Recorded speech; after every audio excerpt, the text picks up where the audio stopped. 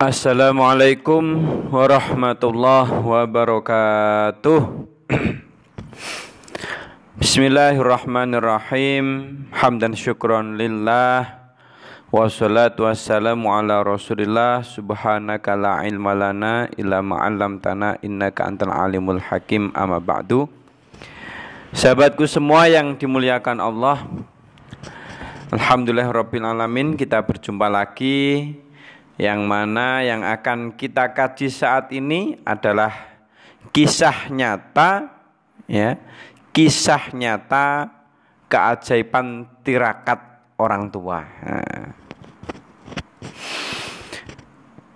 Bahwa kelebihan-kelebihan yang dimiliki seseorang semua itu mutlak adalah dari fadl dan rahmat Allah Subhanahu wa ta'ala. Qul bifadlillahi wa birahmatihi fabidzalika falyafrahu huwa khairum mimma yajma'un. Akan tetapi peranan rahmat Allah dan fadl Allah itu juga seringkali berbanding lurus dengan apa? Berbanding lurus dengan kemampuan seseorang terhadap tirakat atau riyadhah. Karena orang mampu tirakat itu hakikatnya juga dia diberi kemampuan oleh Allah untuk tirakat, berarti diberi rahmat Allah agar mampu dia tirakat gitu. Nah, ini kisahnya itu saya punya kenalan ya. Saya punya kenalan, dia 3 bersaudara ya. Mertuanya apa istilahnya, istri teman saya itu 3 bersaudara.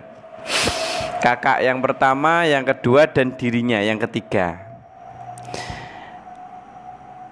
3 anak-anak, 3-tiganya ini, dari ketiga anaknya ini semuanya sukses besar. Yang pertama menjadi duta besar ya di luar negeri, menjadi duta besar di Kairo, Mesir. Kemudian anak yang kedua menjadi seorang dokter. Anak yang ketiga meneruskan usaha orang tuanya ya. Orang tuanya dalam arti di sini mertua dia ya, yang ceritakan menantu. Berarti teman saya atau kenalan saya tadi itu menantu. Mertuanya itu juga orang kaya raya. Padahal menurut sejarah atau ceritanya dulunya dia itu orang yang tidak punya. Nah, kenapa akhirnya dia menjadi orang kaya raya? Punya anak 3, sukses semuanya. Yang pertama menjadi duta besar, yang hafal Quran juga. Yang kedua menjadi seorang dokter ya. Yang ketiga meneruskan usaha dan menjadi pengusaha, penerus orang tuanya. Pasti di balik itu ada lakon ya, atau amalan ya. Amalan khusus sehingga Allah memberikan kemudahan dari setiap urusannya, setiap hajat-hajatnya. Pendek cerita, akhirnya terjadi dialog antara saya dan teman saya tadi itu ya. Kok bisa ya? Saya tanya itu. Kok bisa ya mertua sampean dan saudara-saudara istri itu kok sukses semua itu? Apa amalannya gitu loh ya. Singkatnya gitu. Apa amalannya? Terjadilah dialog yang nyaman dan penuh hikmah gitu. Ternyata mertuanya tadi itu memiliki beberapa keistiqomahan. Yang pertama selalu puasa Daud. Puasa Daud ya. Dari muda sampai tua saat ini punya anak 3 sudah sukses semua, selalu istiqomah puasa Daud. Puasa Daud itu sehari puasa, besok libur, puasa lagi, besok libur, ya besok buka, besoknya puasa, besoknya buka. Nah, jadi gang 1 hari puasa, 1 hari buka, 1 hari lagi puasa, 1 hari buka. Itu puasa Nabi Daud atau puasa sunnah Nabi Daud. Sebagaimana yang kita ketahui bahwa Nabiullah Daud alaihi salatu wassalam, beliau memilih seorang raja yang memiliki kekayaan yang luar biasa. Di samping itu beliau pun punya anak yang bernama Nabiullah Sulaiman dan menjadi orang yang kayanya luar biasa dan menjadi nabi pula. Nabiullah Daud punya keistiqomahan puasa sehari, libur sehari, puasa sehari, libur sehari. Maka hal ini dinamakan puasa Daud dan dikuatkan oleh hadis Rasulullah, puasa sunnah yang terbaik adalah puasa Daud ya. Ini keistiqomahan si mertua tadi atau bapak tadi yang mana sukses besar dalam hidupnya, punya keistiqomahan puasa sunnah Nabiullah Daud. Yang kedua apa? Yang kedua yang dilakukan selalu rutin sholat duha. Selalu rutin sholat duha. Berarti kalau sudah sholat duha itu 6 rakaat ya, 6 rakaat. Dan itu terus. Kita ya, Masya Allah, yang belum seberapa kekayaannya, belum seberapa prestasinya, kadang ogah-ogahan itu melakukan apa? Melakukan sholat duha. Padahal belum kaya ya, masih seperti ini aja sudah berat kalau melakukan keistiqomahan sholat duha. Lah orang tadi itu terus ya, bagus sholat duhanya itu selalu dijaga betul sama Allah.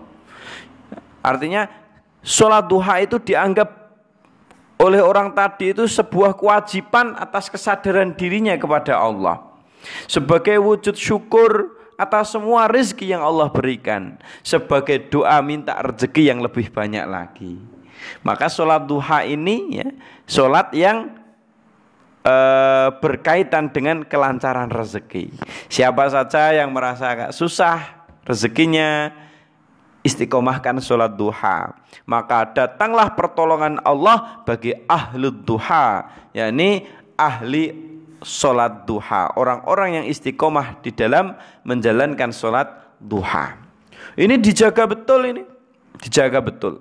Jadi yang pertama punya lakon atau amalan puasa sunnah Nabiullah Daud.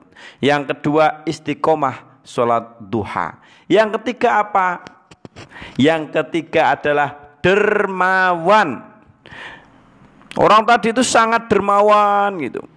Punya penghasilan, dikeluarkan tuh fakir miskin, orang tuanya dikasih, sanak familinya dikasih, orang-orang yang membutuhkan dikasih.